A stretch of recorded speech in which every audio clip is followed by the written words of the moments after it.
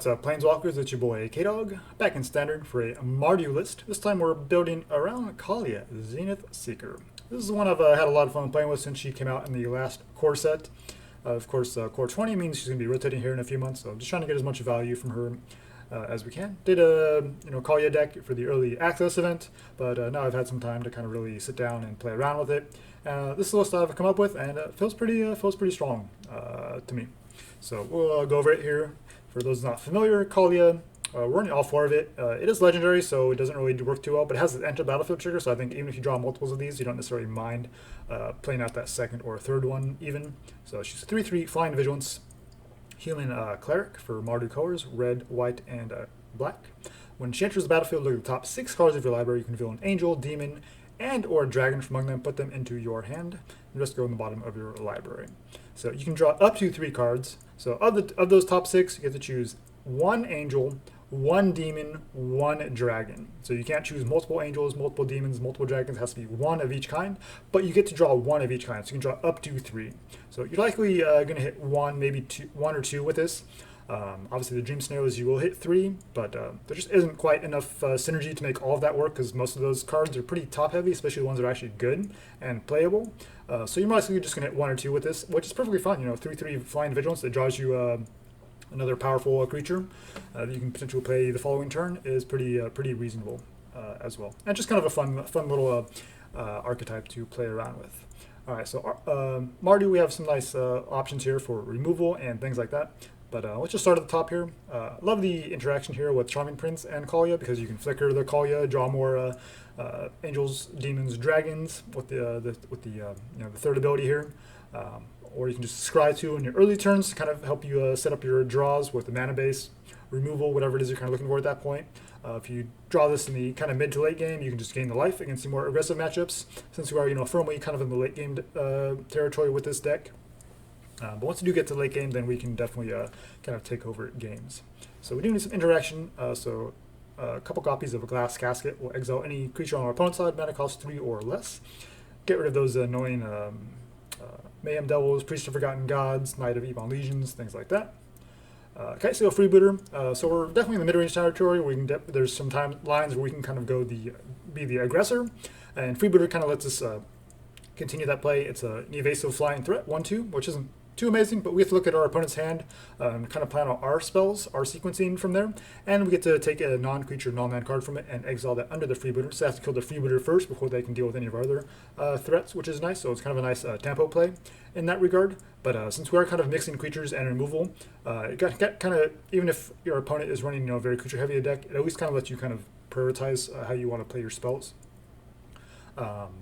And then kind of lets us be the tempo play, and just the 2 toughness can be relevant in certain matchups as well, certain aggressive matchups as well. And for some flexible removal here, we have a couple copies of Angrath's Rampage, forcing your opponent to sack an artifact, creature, or planeswalker.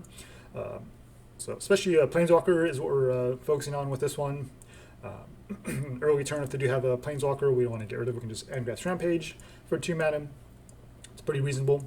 Or just getting rid of Paradise Druids and things like that, slowing down your opponent's ramp.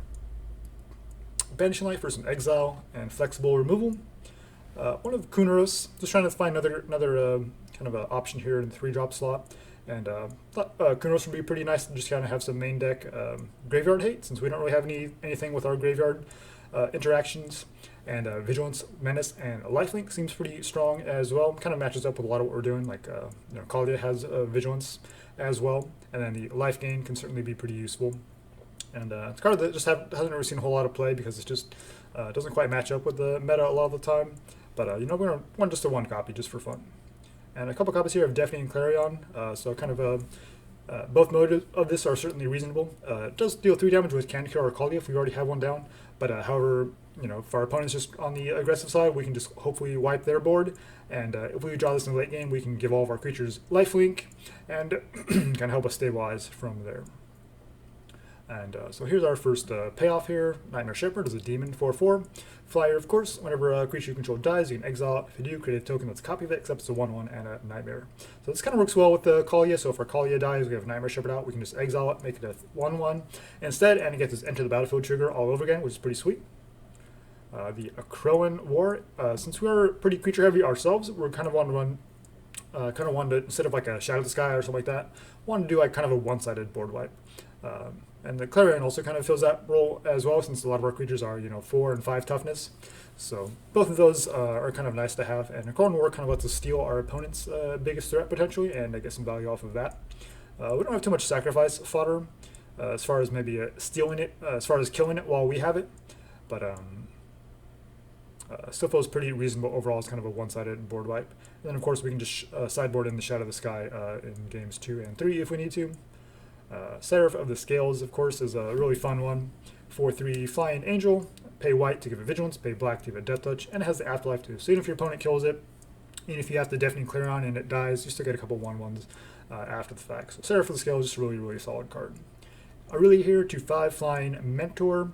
We don't really have too much that's going to be mentoring, since all of our creatures are pretty much already 4-powered anyway. It can mentor the Kaalia, which is pretty nice.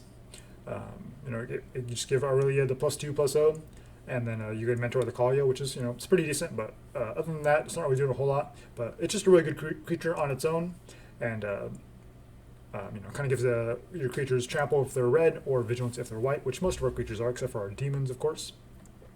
So here's another new core set card, Baneslayer Angel, which I think is just a really fantastic option here in the late game. And just one other card we're about to get to. So 5/5 Flying, First Strike, Lifelink, protection from demons, and protection from dragons. So a little bit ironic that she has protection from the demons and dragons, which we're also running in the same deck. But just a really good card on her own, and the Lifelink is certainly relevant in the aggressive matchups. And also relevant with a card like Doom Whisperer, where we pay 2 life and Surveil 2 to kind of fix our draws.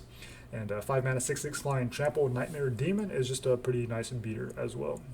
Skarrgan Hellkite is just a nice aggressive threat here, 4 mana, or 5 mana 4/4 I should say. Riot Flying, so you can just give it haste and swing it for 4, or you can make it a 5/5, and then you have the option to activate its ability for 4 mana to deal 2 damage, divide it as you choose among 1 or 2 targets, which can certainly be relevant in a lot of matchups. And finally here, Terror of the Peaks. This card has just proven to be like a really powerful addition to the standard meta. Seen it showing up in a lot of decks, even on the jankier side with like Mirror March and things like that. But just on its own, I mean, we're playing a lot of powerful creatures, so Terror of the Peaks, we're going to get some value off of that. But we need to make room for all of our demons, angels, etc. So we're just two copies of each, just so we have much flexibility with Kaalia to actually draw something and not just hit like all the same thing and not be able to only be able to draw one of them. So we're trying to spread the love here with all of these. So just to kind of review here, Terror of the Peaks, if your opponent tries to kill it, they lose 3 life, and whenever another creature enters the battlefield under your control, we deal damage equal to that creature's power to any target. And that's of course just a 5/4 flyer as well. So 25 lands, since we do want to make sure we curve out until all these powerful 5 drops.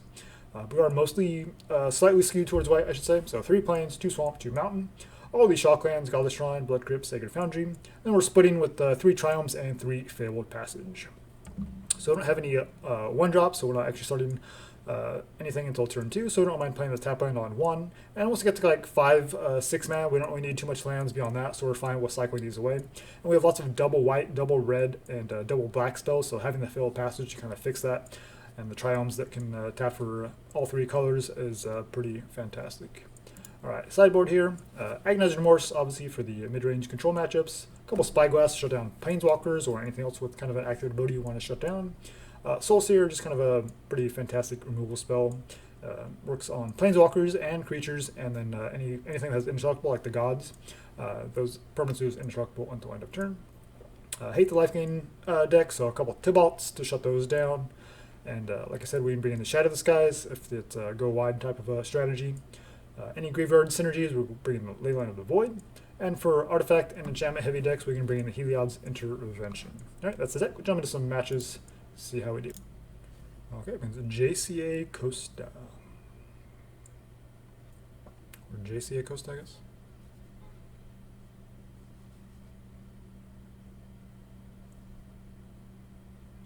Alright, what do you got, opponent?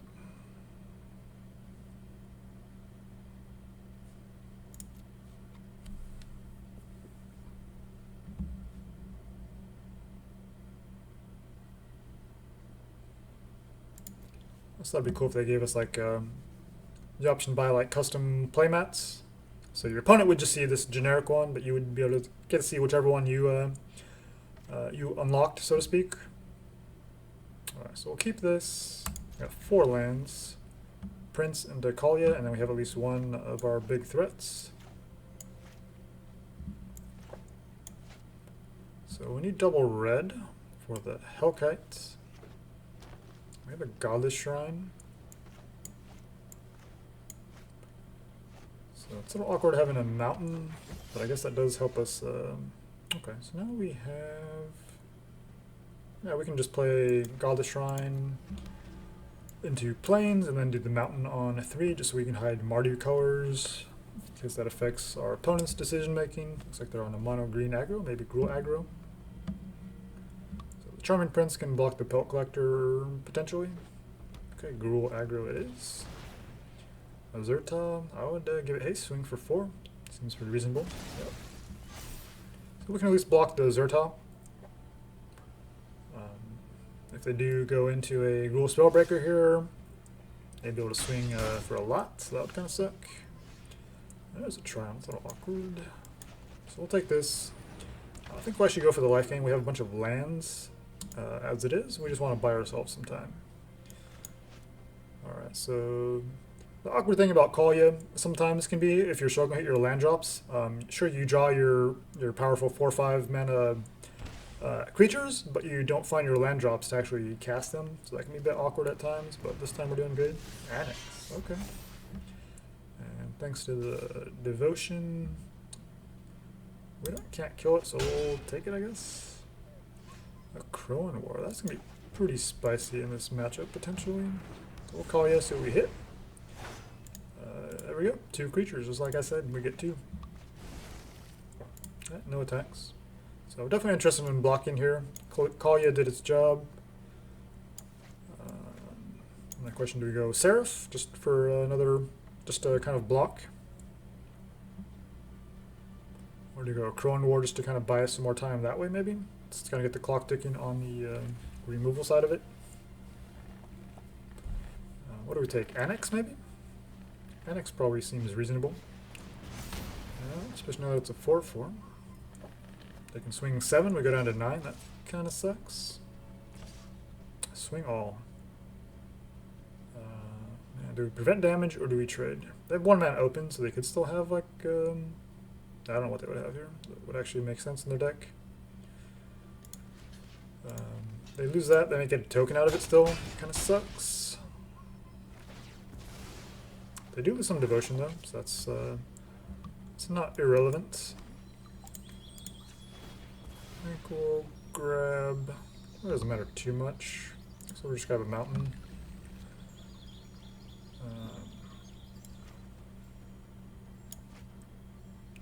We'll go Seraph. If they have a kill spell, we just get a couple 1/1s that can block, and then we can go Akroan War or Hellkite or Doom Whisperer as a 6/6. And if we can just kind of survive from here, we have some pretty nice options here in the late game. But if they just keep applying pressure, keep going wide, and then it's going to be tough treading. So definitely want to bring in Shatter the Skies. We have the Banishing Light to deal with Annex. I don't think it's worth being Heliod's intervention just to deal with that. But yeah, I think we're just about dead. We'll give it another draw just to see. But definitely not feeling very confident about this one. So we chomp, take 1.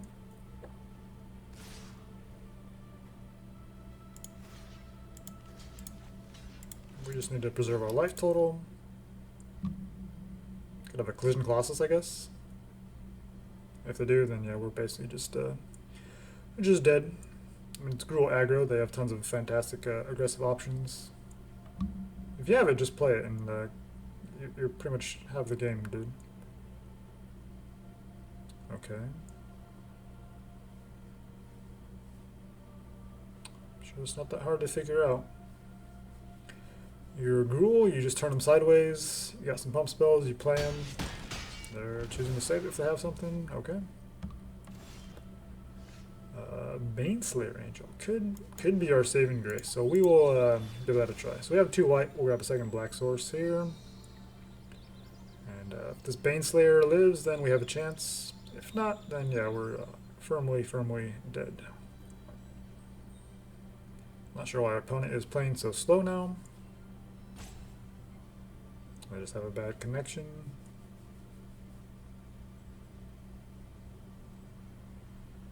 We're just cracking a Fabled Passage, dude. You're the one that's playing all these powerful gruel spells. So just let me do my thing. There we go.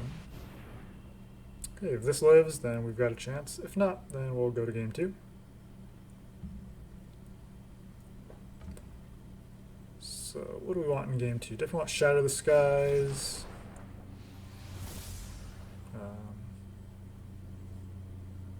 Do we want anything else? We'll double check what we have in our sideboard. Okay, they don't have slow connection. They're just playing it slow because they were highlighting our Baneslayer Angel. I'm not sure what they were open for.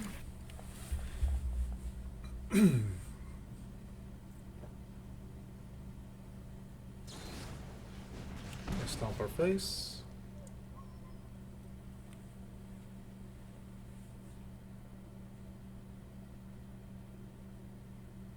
I guess they were just holding up Stomp to see if they had anything else they could kill with that.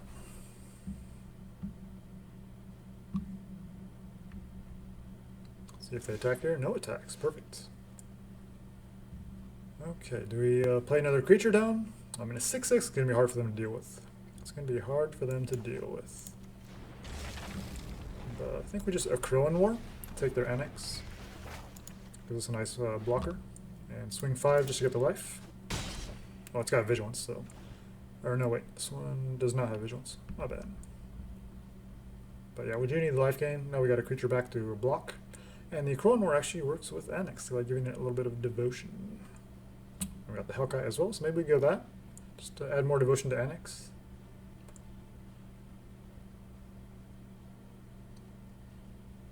But probably just go Doom Whisperer, because I think 6/6 is going to be hard for them to deal with. Gruul doesn't have many answers for other big threats. They're eyeing our Akroan War, so they could have a Gemrazor. Or a Brontodon, maybe. Okay, just play out your Bone Breaker Giant, sure. Grow your Pelt Collector.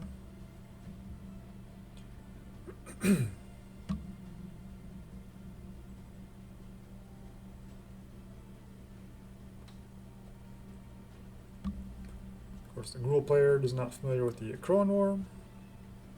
I have to read it and really think about their decisions. They started off so strong, and now they are just roping. Don't care about Parachute, let's block the Pelt Collector. Sweet. Got a couple 1/1s. They cannot block. Ooh, I'd love to play Terror of the Peaks, but not sure we're in that position yet, because we're going to have to block. They're going to be swinging all, so that's we can't. So yeah, we need the life gain. Let's attack first. We go up to 13, and we play Terror, and then we just take 7. Go back down to 6. We have Embercleave, we're dead. So I don't think we can. I think the Terror is just a little bit too aggressive. We hit them for 6 here because they can block one of our 1/1s. That's pretty easy block, dude. There you go. So get them down to 7. And we'll just play the big beefy threat here. And now we'll just block the Bone Crusher with that, and we'll take 3. Let's see if they have Embercleave. Otherwise, if Doom Whisperer lives, then we kill them on the crackback. Sweet. That was pretty close. That Baneslayer Angel definitely came in clutch. Okay, also have Soulseer. I knew we had something else. Soulseer, Shatter. Akroan War kind of worked out there, so maybe we keep that. Kitesail can hit their stuff.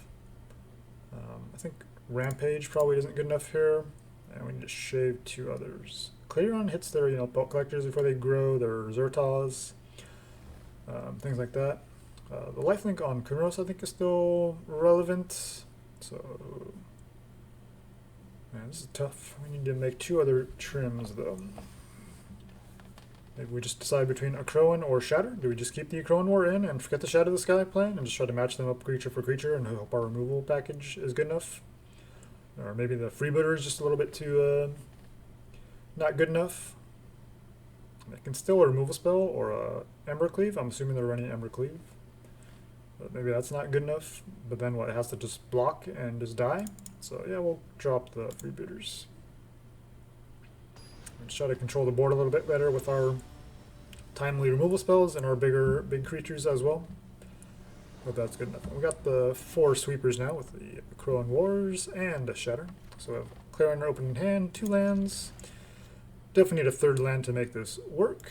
But on the draw, I feel pretty confident we'll find a 2nd land here within a couple draws. And Baneslayer Angel, Banishing Light, Deafening Clarion, Soulseer. This hand definitely looks fantastic. We just need a 3rd and 4th land.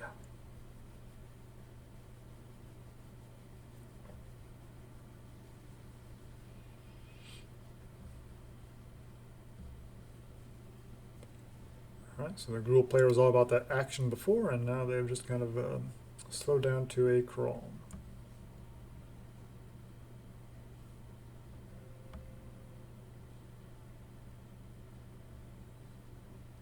And a more to 6, that sucks. Guildgate. Glass Casket, so that's something if we are stuck on 2 lands for a couple turns here. We can shock that in, and Glass Casket, a Zertal Goblin.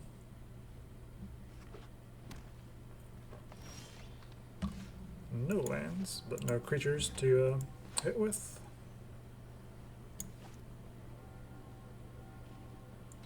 So land next turn, hopefully. So you'd think within 3 draws you would find a land, but we will see. Flash in a Wildborn Preserver. Sure.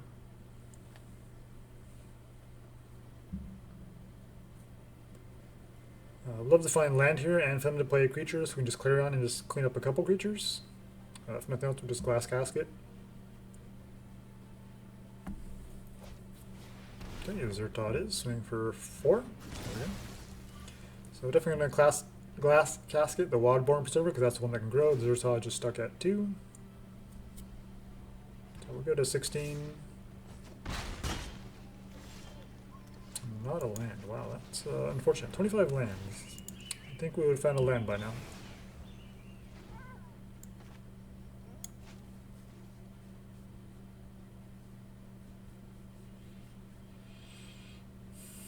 We're running 25, so we should be able to draw. We shouldn't have problems with land drops.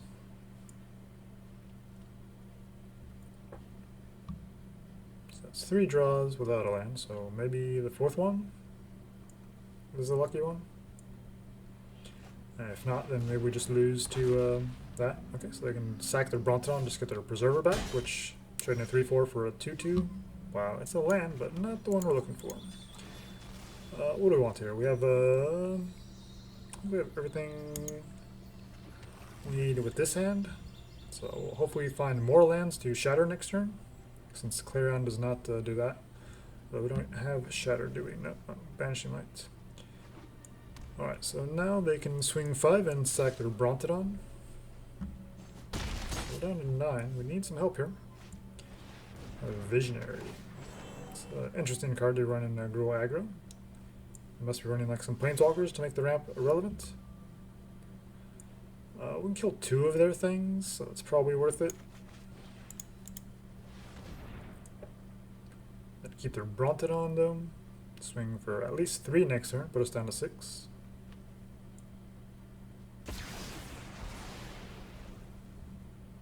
So it buys us a little bit of time. But yeah, missing these land drops has been pretty brutal. I'll do 13 cards and just found 3 lands. Land Order Visionary number 2. Are they running that instead of the Gruul Spellbreaker? That's curious. So now they're representing 5 points of damage here.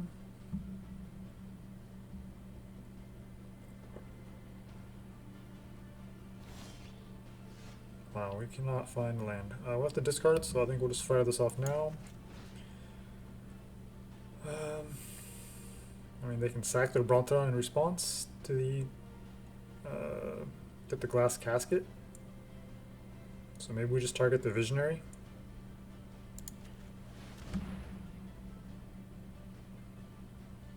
If they play another creature and they have mana open to activate. They could just kill us with the 2/2 Visionary and the Wildborn Berserker with a couple counters on it.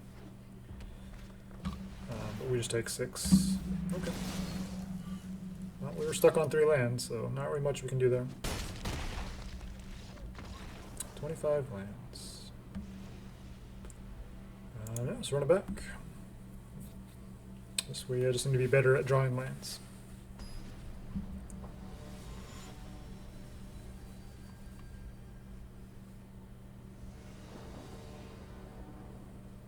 I'm gonna go first. Missing red, but I mean we do have some playables here at Seraph and Baneslayer plus the removal, so we'll try it. And pretty much any land's not a Godless Shrine will be pretty clutch. So if they go Pelt Collector, we can just Glass Casket that since that can grow. They do not. So we'll Charming Prince, Scry, fix our land. Try to find some lands. Don't need a Kaalia, don't need a Godless Shrine. Looking for red mana sources. I mean, the safe play would have been to just keep the Godless Shrine just so we can curve into Seraph and potentially Baneslayer, but... Okay, we'll Glass Casket that. I think we hold it back in case they have a Zertal number 2.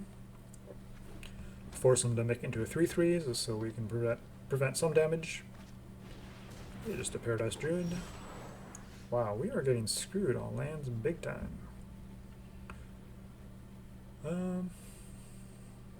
Yeah, I think we still just hold back.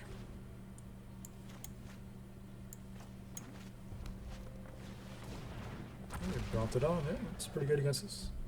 We're trading a 3/4 for a 2/2 at this point. Banishing Light doesn't really do a whole lot in the spot. They just sack their Brontodon in response. And kill the Banishing Light before it even does anything to the Brontodon.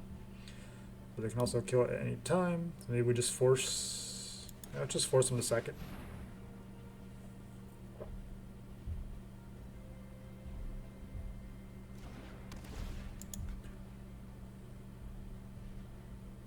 You want to go to exile or do you want to sacrifice it in response? Either way, it's off the board at least. Buys us some time until we can hit our land drops. This kind of sucks. They go for the Glass Casket. Okay.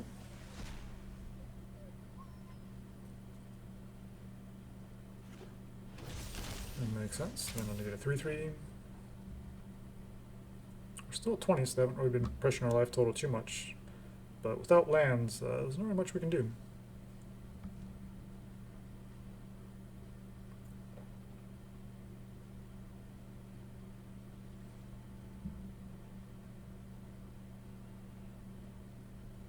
I could have kept the Godless Shrine just to play Seraph, but we still need to play, you know, Terror and Kaalia and things like that. If we want to have a chance of winning this game before we get run over. Another 3/3, swing for 3. We'll take 3.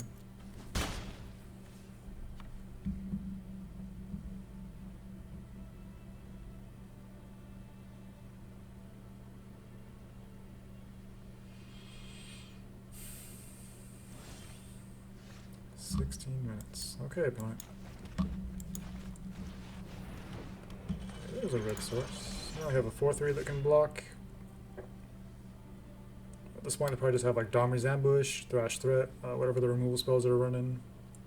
A couple of 1/1s out of it, just to kind of chump block and buy us time. If we get a land off the top, we can get the Baneslayer Angel down again, and hopefully they don't have removal for it. Which, if they use on Seraph of the Scales, is fine, but we definitely need lands here. Okay, down goes Seraph. Get a couple of 1/1s. See how they attack her.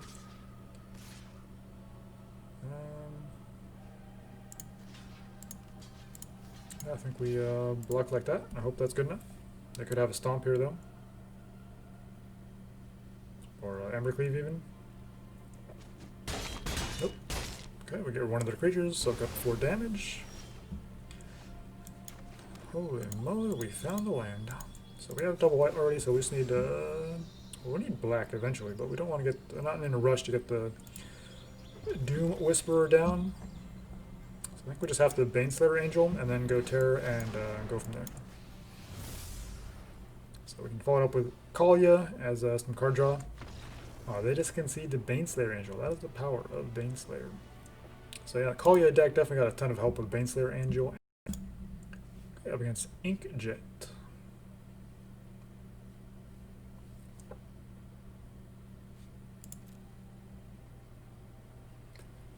Cool little pet here. Brazil flags. One land? Oh, come on. I'm having mana trouble all day. Yeah, we keep and we just pitch the Doom Whisperer. And Kaalia could potentially draw us into another one, or Doom Whisperer could just be bad, depending on what we're up against. And red definitely is not a good sign. So we probably want the Godless Shrine first. It doesn't really matter too much. We just could have Sacred Foundry, because then we had Swamp open next turn. But either way, I think we're fine. A red, and nothing. That is curious. I'd like to see some creatures out of this, so it's like a... Okay. Playing Cavalcade, but you have no 1 or 2 drops? Sure. We'll play Kaalia, draw some cards. Or 1 or 2, maybe? Ooh, double Terror. That's unfortunate. I mean, having Terror is pretty sweet, but I only get to keep one of them. Do you have something here on 4? Okay, Chandra's Spitfire. Charming Prince. I think we just Akroan War that. Swing 3 Vigilance. And then Terror next turn.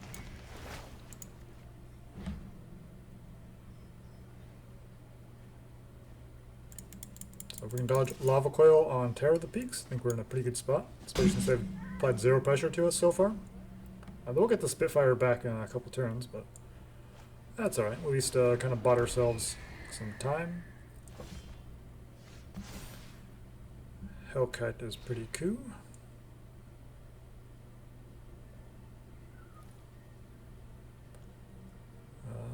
And we could also Clarion. That would be nice to clear up this board. Probably the safer bet, especially against Cavalcade.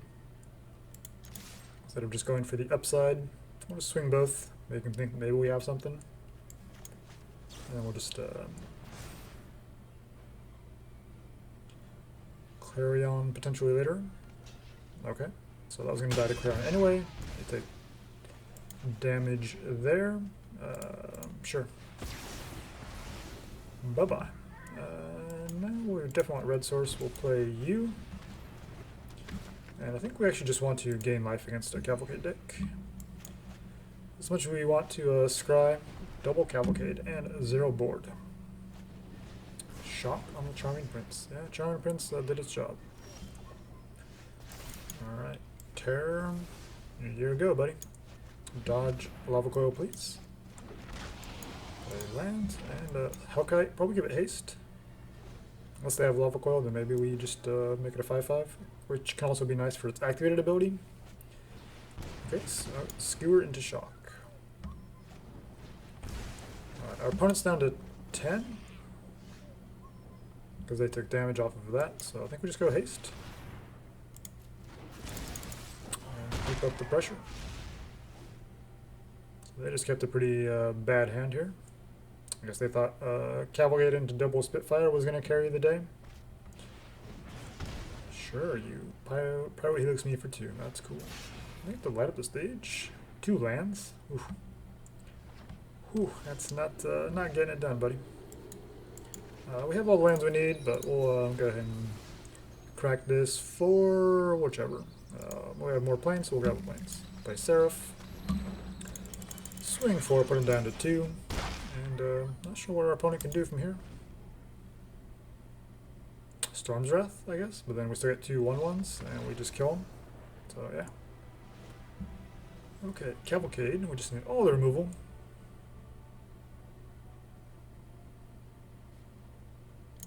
Probably want the Shatters, Heliod's. Akroan War felt pretty awkward there, especially if they're high toughness. Freebooter is definitely a liability again in this matchup. I don't think we want the Remorse. Oftentimes they're going to be kind of dumping out their hand pretty quickly. Definitely interested in bringing Soul Seers as well. Angrath's Rampage. Probably worth it from what we saw. So if we want to make room for these Soul Seers, what do we drop? I guess let's shave a Kaalia and a Charming Prince, since we're going for the Shatter plan, and just bring in some more spot removal. So we still have 3 Charming Prince, 3 Kaalia, feels pretty reasonable.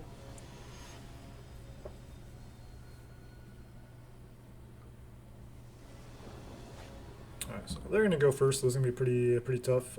Baneslayer and Charming Prince, that is amazing. That is amazing. And if they drop the Cavalcade, we can Banishing Light it. Another Triome. So we'll play you, play Plains, and yeah, go from there. Probably just gain the life, since that's the most important part, I think. And we have a pretty good hand as it is with these lands. So I think just preserving our life total is the most important thing at this point. Alright, so now we have Banishing Light into Nightmare Shepherd potentially, but it would involve shocking a couple times. Unless we draw untapped land. Yeah, they shock us. This has double strike. So I probably want to just block that to soak up damage. Okay. So definitely want to deal with that. That double strike can get pretty out of control, especially now that we don't have a creature. You know, Clarion works too. Take out both creatures. Always just play it safe, click on both sides of that. Alright, so whatever they follow up with, we have the Banishing Lights. And we can go Nightmare Shepherd. So yeah, we'll Banishing Light. We want to keep their board clear as possible, especially if they follow it up with a direct damage or a Cavalcade. So now we have a Nightmare or Baneslayer Angel. Either way, we're in a good spot. Yeah, I think 5 drop, and the next turn we can go Nightmare into Charming Prince. So yeah, we'll do that. So we got 5 mana, and the next one we'll have 6, so we can play both of these. And if we shock in, we can still gain some life back. So we'll take 2, gain 3. No attacks. Ooh, Kunoros is pretty sweet too. Yeah, we don't want the life gain, so we'll attack. They could have like a pump spell or something, but nope. So play you. So if they have removal for Baneslayer, they would potentially get it back with a Nightmare Shepherd. Play you. Do we go for life gain here? We could exile the Baneslayer just to get it back on defense as well. Let's scry. We're down to 1 card. Let's scry. 19 life. Doom Whisper is a 6 powered threat, so maybe it's good enough. We probably just go Kunoros just to get some more life gain on the board. We'll see. If they drop another Spitfire, probably want to get the Doom Whisper down just to have more flyers, but we're already in a pretty good spot as far as that goes. A Spear, not too threatening. So we'll attack both flyers. Want to close out this game, not give them any chance to climb back into it. And now that we're at 24, I think we're safe to drop the Doom Whisper. I'll pass the turn. We'll see what they do before we decide to surveil. Spend some life. There's a Cavalcade, so they can get through for a bunch of damage, which only affects the Spitfire's power, so we can definitely take the block here, just to get rid of that. And they're down to 6, so they're pretty much dead at this point. And I could keep pumping it up, which is cool. So we're at 22. We'll pass the blockers. We'll block. See what they do in response. Nothing. We'll go and get activate once. See what we can draw. But I don't need that. Aurelia is kind of nice though. We'll keep Aurelia. Let that happen. They trade. Do we want a 1/1? I guess it could just block. So sure. It's a 1/1 creature that blocks. Still surveils as well. We'll go Aurelia. and we'd give the +2 to the Baneslayer, and they're dead either way with 9 power on board. So yeah, definitely feels pretty strong to me. It's kind of nice having just you know, a couple ofs here and there, gives some nice variety. Kaalia put in some work. It found us some creatures every time, which felt pretty good. Where are we at? So yeah, you know, core set, we got the Baneslayer Angel and Terror of the Peaks, 2 fantastic additions just to the meta in general. There's fun cards, and especially slot in well with the Kaalia deck. I thought it played out pretty well, about what I expected. It's definitely nice to kind of fine tune this one after the early access event. And yeah, I feel like it has a nice balance of spells overall. Obviously, sideboards are always something you could play around with a little bit, but I feel like this kind of answers most of what you're going to be facing up against. Maybe the Heliod's Intervention. There were some artifact enchantment decks that were running around for a little bit, but maybe I haven't seen those as much lately, so maybe you could swap this out for something else. But yeah, Shatter the Sky, Akroan War. We have some nice fun toys to play around with. So yeah, if there's any suggestions you would make to this deck, let me know. Otherwise, thanks for watching, guys. And until next time, make sure you jank with a purpose.